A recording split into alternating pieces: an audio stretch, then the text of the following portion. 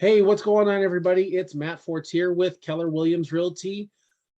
Thank you very much for joining me. And I got to say right now, I am very sorry that I had stepped away from the emails and the video for the last few weeks. It's been a little bit of a crazy, chaotic, all things kind of changing here and there. And I really apologize. And obviously, over the last few weeks, a lot of things have been changing. If you've been watching interest rates, been watching the news, there's all kinds of news stories and information happening out there. And the severity of such things are, range from, hey, we're correcting and normalizing, to, oh my gosh, the sky is falling. Now, yes, things are changing. Things have changed. We're not getting dirt cheap money for homes as we did just 6 months ago or the last year and a half. It's normalizing. Now, are there still economic uncertainties in front of us? Yes, and there always will be. And so there's a lot of you out there, and may have been saying this for years, and it's really starting to come to a crescendo now about I'm just going to wait. I'm just going to wait for the prices to go down. And I've talked about how that may not be a great strategy if you're looking to get into a home or to make a move, for whatever reason. And because interest rates have gone up now, and yes, that has impacted affordability in some ways and for many people. Though what I shared with several weeks ago about, what causes prices, or what determines prices in the marketplace, supply and demand. Well, Dave Ramsey, if you don't know him, you should. Famous for his financial coaching and his national radio show, recently put on his Facebook post, kind of echoing and doing a much more eloquent way of saying it, about why it's maybe a bad idea to wait. So let's take a look real quick. Okay, so here's the video. Let's go ahead and let's get it started. And I might pause a few moments just to echo some sentiments here. So let's go for it. All right, let's talk real estate. A lot of folks are saying, I'm going to sit on the sidelines and wait on buying because house prices are going to go down. Let me help you with this. House prices are caused by one thing and one thing only: supply versus demand. Exactly. Supply versus demand. And he's going to get into it here in a second. But something I had shared several weeks ago when we looked at what had happened in the housing market in the last decade, and how we have a massive shortage of homes being bought or are being built. Well, let's let him go into it and take a couple of these data points. How many houses are for sale versus how many buyers there are. Buyers are fewer in a bad economy, a high interest rate economy. There's fewer buyers, but they have to be less buyers than supply for house prices to go down. Exactly. And he's going to get into the buyer side. And of course, interest rates are putting pressure and maybe have priced some people out of the market, but there's still a lot of people that are looking for homes. And again, that supply of homes has not kept up. So let's keep it on. That's not going to happen. Here's the real numbers. Here's data, not feelings. Let's talk this through. 5 million more 35-year-olds right now in the millennial generation, prime house buying age, than there were in 2007. 5 million more. So again, looking at demographics, looking at population, there are a lot more people in that prime market or in that prime demographic that are going to be home buyers. Typically 128 million households right now. In 2007, only 116 million households. 12 million more households operating that need a house. And yet there's a shortage of housing. In 2007, we had 2.1 million new housing starts. This year, we'll have 1.4 million new housing starts. And that does not even take into consideration what happened after 2009, between 2009 and 2020, that information I had shared before, where it was substantially lower. I think 26 million homes was about the number, 22 to 26 million homes. That stat right there, about 1.4 million homes being built this year, that's even compounding it now because of, the supply chains and whatever it may be. So yeah, we've got still have a inventory shortage in spite of some easing demand. We still have a lot of people out there on the demand side.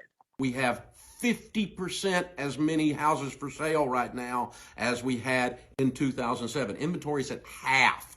So that's a really good one, especially as we're looking at inventories now. And if you say, oh my gosh, inventories are about 25% higher than they were last year. Well, we have been at record low inventories this past 18 months. And even if we look at the inventories in our area from about probably 2012, 2013 on, especially in the last maybe 5-6 years, our inventories have been relatively low. And so when we go from virtually zero up to, 1, that's a major increase. Comparing that to 2007, before that bubble burst, that's substantial, 50%. the number of buyers would have to go down so dramatically before the house market prices go down. It's not going to happen, guys. House prices went up 32% in 2020, 18% in 2021, 7% this year in 2022. Next year, projected to be 5%. Sorry, I didn't mean to cut them off there. 5% next year, in spite of these interest rates right now. Increase. Every year for the next 5 years, we're going to have fewer houses for sale than buyers wanting to buy them, driving the price up. House prices are going to go up every year for the next 5 years. If you're ready to buy, you're in good shape financially, you need to buy now. Don't wait on house prices to go down. They're not going down. And exactly, I really do appreciate the way he delivers this. It really comes down to is if you're financially able to and you want to make that move, it's not going to get better. It does. Again, it's a supply and demand thing. Interest rates are going to put some pressure on that. It's going to drive some of that demand down. But at the end of the day, people have to live somewhere. 15 million more households, or 12 million more households. It's a numbers thing. So if you want to wait because you think you're going to see the market crash or you're going to see the market go down, you know what? I could be wrong. He could be wrong.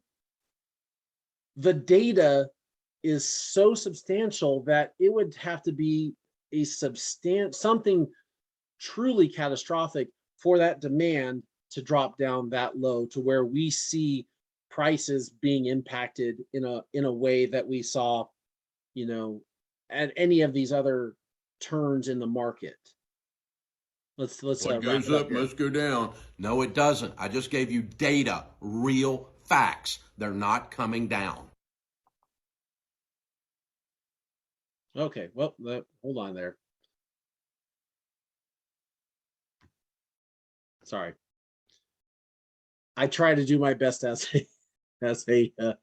a one-man show here, so sometimes it gets a little screwy there. So again, the facts show that we have demand here just based on numbers of people and supply here. And in order for the economics, or in order for things to change to drive down the demand low enough to where we go below the supply, that is something that it would have to be catastrophic. And I don't want to get into dogs and cats living together type catastrophe here, though it should give you some idea. Again, we have to look at the numbers. We have to detach from the emotion. We have to stop listening to all the doom and gloom. I understand. It is definitely kind of unsettled times in the economics here. People are talking about recession. You know what? We just got to do what we have to do. And if you're financially ready to, you really need to start considering making something happen sooner than later, because you're going to end up paying more. Now, if you're not in the financial position, I totally understand. And I know there's a lot of you out there that are in that category of, you know what, hey, interest rates have gone up, prices have gone up, and I am priced out of the market. You know what, I feel for you. I really do. And there's ways, that's a totally different conversation, you know, and hopefully you can bring your financial picture together so that you can eventually buy a home. On the rent side, it's not changing much either. Again, supply and demand. So just wanted to share that with you. If you're ready to jump into this market and make it happen, reach out to me. All my information is down below. I'd be happy to help you out. Hope you're having a great day. Thank you again, and have yourself a great weekend. Oh yeah, happy Father's Day. Take care.